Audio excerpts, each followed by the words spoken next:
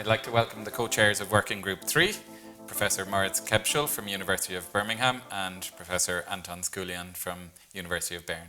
Moritz, if I can start with you, what are the major shifts in content, in format and in legal requirements of CPD, and what do you think the implications are for developing CPD in future?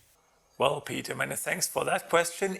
We actually do see a large and major shift in CPD trends at this moment. So we're getting away from mere non-credit bearing CPD that could be an afternoon doing surgery on a pig's jaw towards longer, more structured, typically flexible and accredited programs that lead to a European qualification framework qualification that will upskill or reskill our existing workforce. So somebody who has been working as a dentist or a dental professional for a long number of years can then, using his or her experience in the field, upgrade their qualifications to something that is not yet at specialist level, but is in between. We tend to call that the third pillar.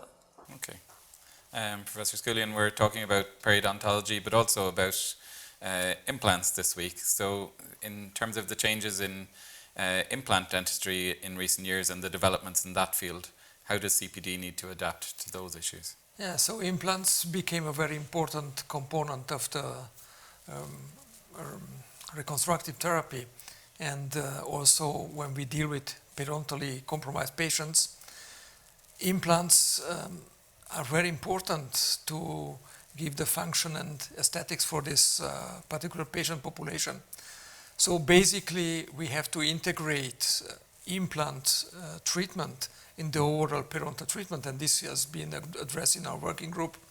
And of course we have structured some specific points that have to be addressed and implemented in the various programs across Europe. Okay, all right. And I know that EFP has been very active in recent years in publishing guidelines as on the management of peri-implant diseases, but also the 2018 classification, and there have been a series of S3 level clinical practice guidelines. How do we incorporate the teaching of those into CPD activities? Well, that is something that is at the core of the activity of the AFP, to first have a international classification that is actually linked to the pathophysiology of the disease, and then to have clinical practice guidelines that, based on the best evidence at the time and also a lot of clinical reasoning by a larger diverse group of participants, to give recommendations to our colleagues what to do in the different areas.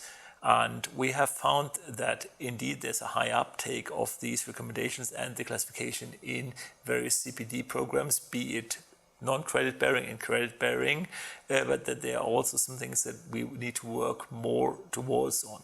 This could, for example, be the stage 4 periodontitis guideline and the diagnosis of stage 4 periodontitis that is quite complex.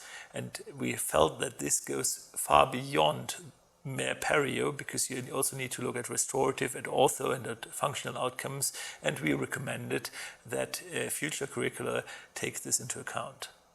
Okay, and maybe it furthers your previous comments, but I suppose people might think about CPD activities and say, well, we have existing guidelines from 2009 from the last workshop.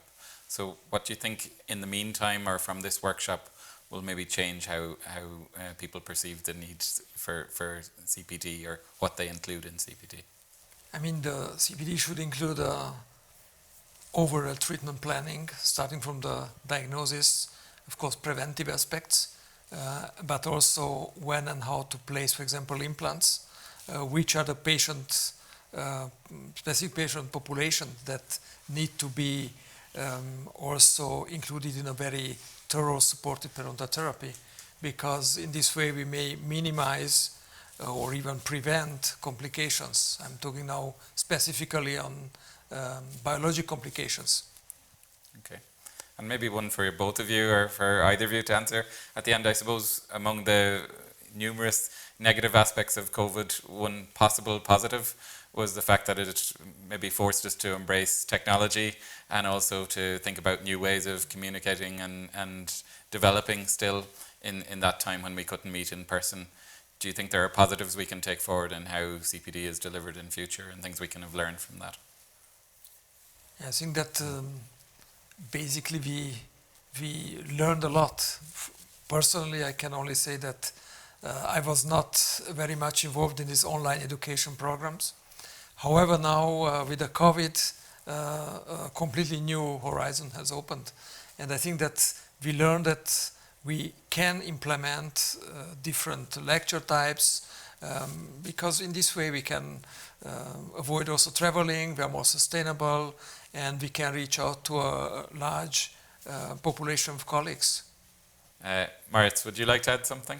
Yes, indeed. I mean, I've mentioned initially that we are looking at vocational education and training programs that are credit-bearing and longer. These are regulated in Europe by the Brooks Copenhagen process that explicitly asks for flexibility and for building resilience in the workforce, in the learners.